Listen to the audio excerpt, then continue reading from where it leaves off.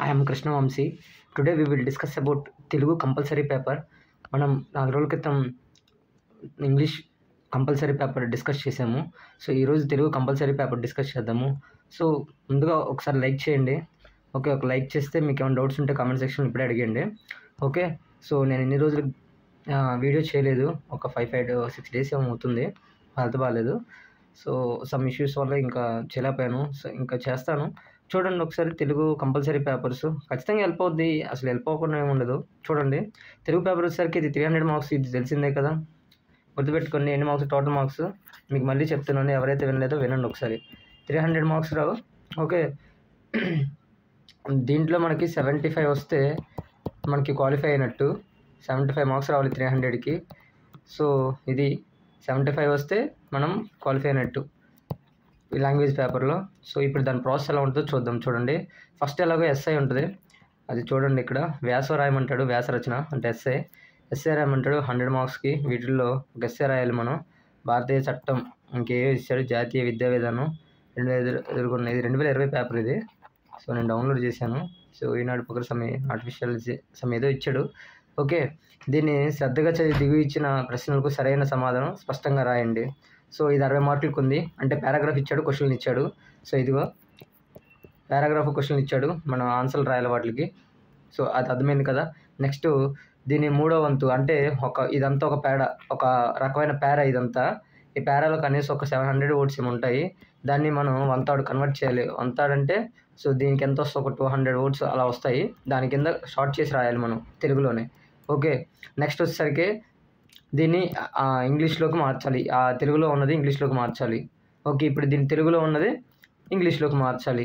ఎన్ని మార్క్స్? ఇలా మారిస్తే 20 మార్క్స్, ఇలా మారిస్తే 20 మార్క్స్, ఇలా ఈ ఉన్న మార్కులు ఇలా రాస్తేనేమో 60 మార్క్స్ ఎంతో ఉంది, పారాగ్రాఫ్ అంతా రాస్తే.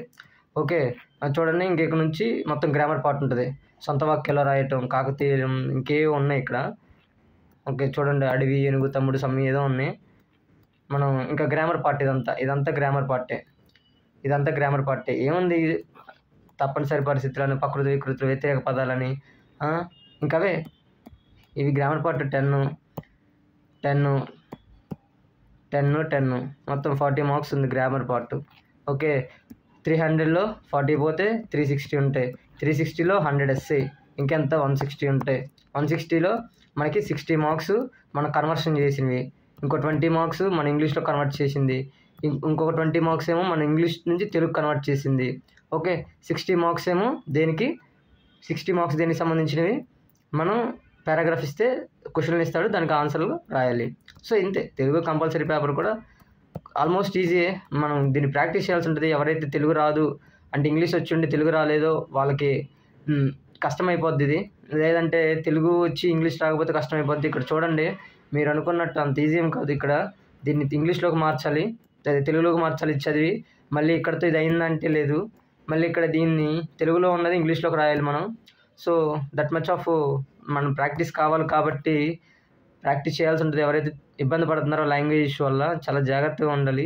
75 మార్క్స్, బట్ చాలా కష్టం. 75 మార్క్స్ అంటే చాలా కష్టం. మీరు అనుకోవచ్చు పేపర్ కరెక్షన్ ఎలా ఉంటుంది, మనకు సగంలో సగం వస్తాయేమో గట్టిగా రాస్తే, అంతమించి ఎక్కువ రావు. సో 75 మార్క్స్ అనేది ఛాలెంజే, బట్ నాట్ ఇంపాసిబుల్. ప్రాక్టీస్ చేస్తేనే అవుతుంది. ఓకే, ఐ హోప్ మీకు వీడియో హెల్ప్ అయింది అనుకుంటున్నాను. సింపుల్గా షార్ట్గా చేశాను. Thank you so much for watching. మీకు ఏమైనా డౌట్స్ ఉంటే నన్ను కామెంట్ సెక్షన్లో అడగండి.